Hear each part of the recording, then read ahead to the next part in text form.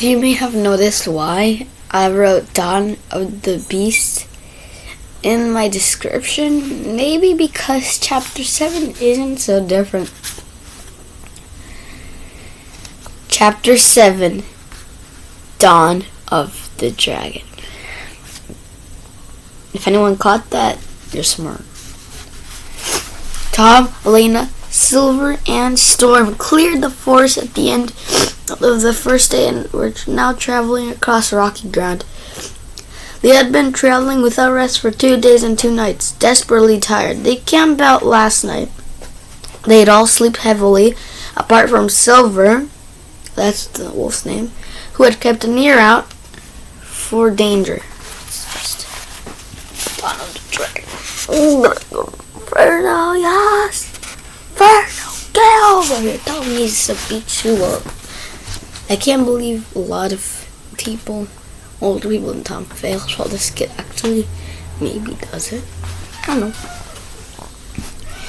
But morning had soon come, and the fire that had warmed them through the night was dying.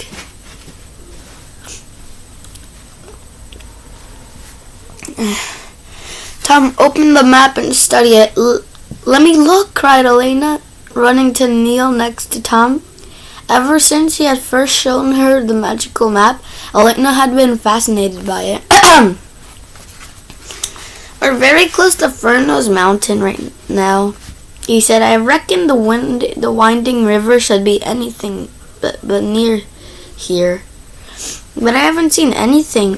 Elenna pointed through the mist to a massive stack of boulders piled up across the valley below them. Perhaps the river has been dammed by all those rocks. Tom pressed his fingers against the river on the map. And sure enough, it came bone dry. I think you're right, he said. Come on, it's light enough to get moving. The sun rose slowly and the mist began to clear. They looked out across the land at the slope of distant rocky hills and the jagged shapes of far-off mountains. Tom felt a tingle start in his chest and creep through his body somewhere out there. His destiny was waiting, and so was Ferno, the fire dragon. Later that day, they reached the rocky hills. They began to climb and, after a while, arrived at the plateau. The mist was thicker here. Then suddenly Storm threw back his head and whinnied, and Silver hackles rose in warning. What's gotten into them? Asked Elenna nervously. I don't know. Tom drew his sword and unhooked his shield from his back. Then he walked on alone a little way. Suddenly, through the mist, a dark shape loomed ahead of him. Tom clutched his sword more firmly as he felt a shiver of anticipation. But the shape removed. Steeling himself, Tom walked a little closer. It looks like a steep, rocky slope, he said. Slate, I think. The animals don't like it, called Elenna. The key in Tom's pocket began to feel warm. Was it reacting to something close to them, or was he imagining it? I'm going to explore, he said, looking back at Elenna. There's something here. That's a long chapter. Elenna lifted her bow and quiver. I'm coming with you, she said firmly. Tom knew it would be hopeless to argue with her. Don't even think about leaving me behind, she said, testing the point of the arrow with her thumb. I wouldn't dare, Tom smiled, glad she was with him. Then he looked back at the rocky slope, his smile fading. It was time leaving the animals where they were. Tom and Elenna started walking up the slope. The slate was black and glassy, like no rock Tom had seen before. Then he felt a faint vibration under his feet. Hold still, he told Elenna. Something's happening. But they listened, but nothing. No, nothing. Only the vibration pulsing through the rock beneath their feet, pulsing like a heartbeat.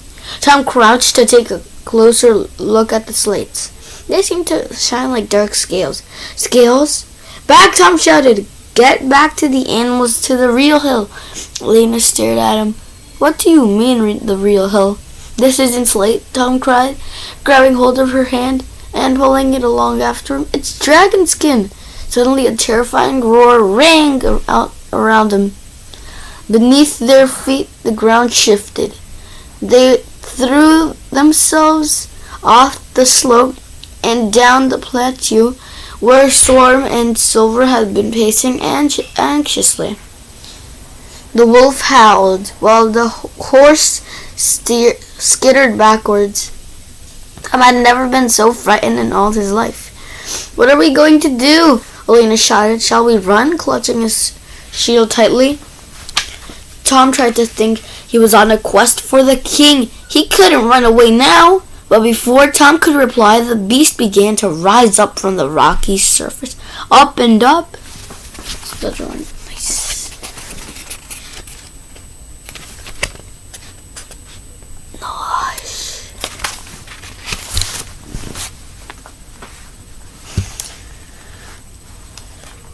Ferno the fire dragon was gigantic, tower over them all with its huge jagged wings extended. He blocked out the sky.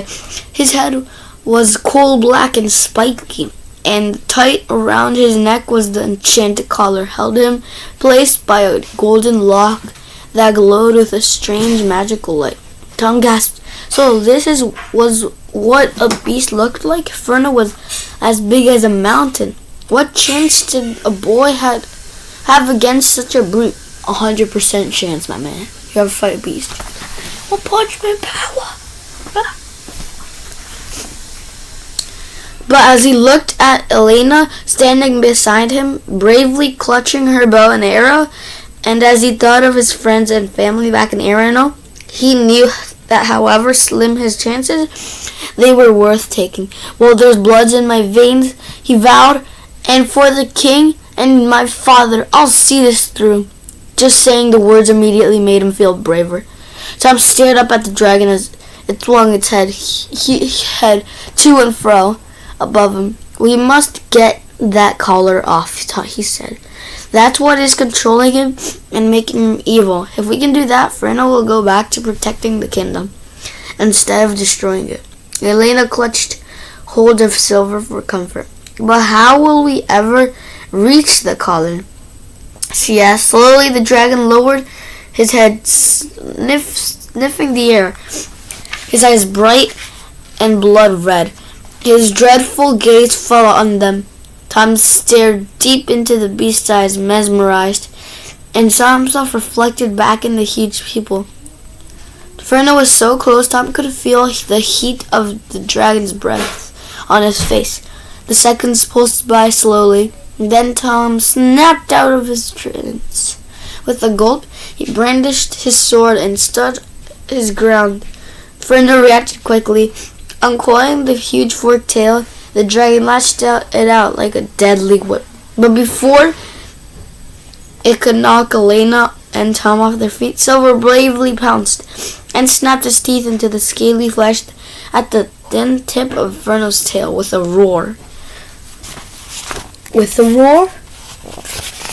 Beautiful drawing, I mean, it's dumb. And Ferno's like a Ferno jerked his tail up into the air with Silver still clinging on it. The dragon's tail went whistling over Tom and Elenna's head, whipping Silver through the air. Flung like a catapult stone, the wolf landed with a thump on the rocky ground and lay still. Silver! Cried Elenna, sprinted towards him. So that's actually pretty sick. Why would you do that, man? Kind of bad choice. I'm not going. No, Elenna, Tom shouted. Keep still! Stay there! But Ferno had noticed Elena's sudden movements. He opened his massive jaw, letting out a furious roar. Then he pulled back his head and prepared to strike. He's going to attack Elenna, Tom realized in horror. She won't stand a chance. That's the end Chapter 7, The Dawn of the Dragon. As I mentioned, I will be using these. Yeah, my thingamabobs, you know what I mean? Beautiful. Yes. So, any questions, leave it down in the comments. Actually, I realized there are no comments. I just went and checked. There are no comments. But subscribe, like the video, and hit that notification bell. That way, I will know that you are with me. You're following 100%.